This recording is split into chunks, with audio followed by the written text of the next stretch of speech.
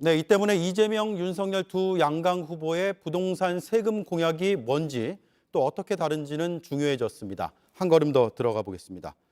이지은 기자, 가장 큰 차이점이 뭔가요? 네, 비싼 집에 사는 사람의 이 세금 부담을 늘리느냐 줄이느냐 그 차이로 좀 볼 수 있습니다.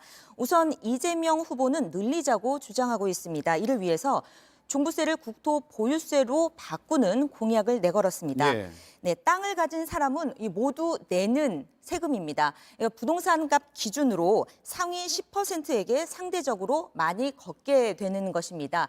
이것을 재원으로 90%의 국민에게 기본소득을 나눠주겠다는 게 이 후보의 생각입니다. 그러니까 비싼 부동산을 갖고 있으면 더 많이 걷겠다라는 네. 건데, 그럼 국토보유세를 도입하면 종부세는 없어지는 건데, 네. 종부세 때보다 국토보유세 때 부담이 더 커지는 겁니까?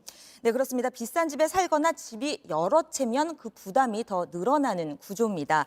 이 후보 캠프를 좀 취재를 해봤는데요. 이 부담의 기준이 얼마냐 물었더니 1주택자 기준으로, 그러니까 4인 가족 기준으로 17억 원으로 볼 수 있다라고 대답을 했습니다. 시가 17억 원이요. 그렇습니다. 그러니까 이 시가 17억 원을 넘으면 지금 종부세보다 결과적으로 세금을 더 많이 내게 되는 것입니다. 반면에 이 시가 17억 원까지는 국토보유세를 내더라도 기본소득으로 돌려받는 게 더 많기 때문에 지금보다 부담이 덜할 것이다라는 게 캠프 측의 설명입니다. 네.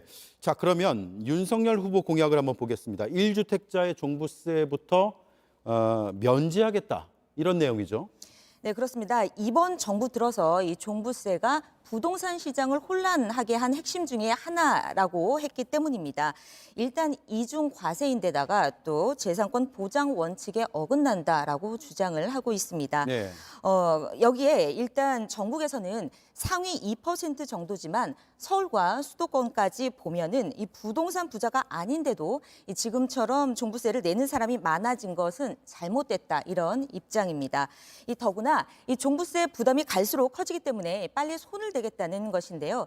예를 들어서 이 공시가 12억 원 가량의 서울 마포 아파트는 올해 종부세를 66만 원 내고 내년에는 이 150만 원을 내게 됐습니다. 그렇기 때문에 이런 부담을 다 없애주겠다는 게 주장입니다. 네. 자, 1주택자는 이렇게 없애겠다는 건데, 다주택자는 어떻게 되는 겁니까? 네, 윤 후보 캠프 측은 이 다주택자의 경우에 대해서는 아직 조금 더 논의를 해봐야 된다, 검토를 해봐야 한다는 입장이었습니다.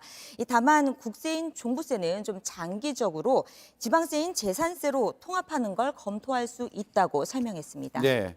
자, 다주택자의 경우에 어떻게 될지는 좀 더 지켜봐야 되는 문제인데, 자, 두 후보의 공약이 완전 다릅니다. 그래서 서로에 대한 평가가 궁금하거든요. 네, 윤석열 후보 캠프 쪽에서는 이재명 후보가 내세운 국토 보유세에 대해서 사유재산 침해다, 그리고 나아가서 위헌 논란이 있을 수 있다고 지적하고 있습니다. 네. 반면에 이재명 후보 캠프 측에서는 윤석열 후보의 종부세 완화안을 부자 감세다, 이렇게 비판하고 있는 상황입니다. 네. 자, 두 캠프의 공약이 다른 게 부동산을 보는 철학, 시각, 그리고 세금에 대한 문제의 인식, 이런 것들의 차이를 보여주는 것 같습니다. 이지은 기자였습니다. 잘 들었습니다.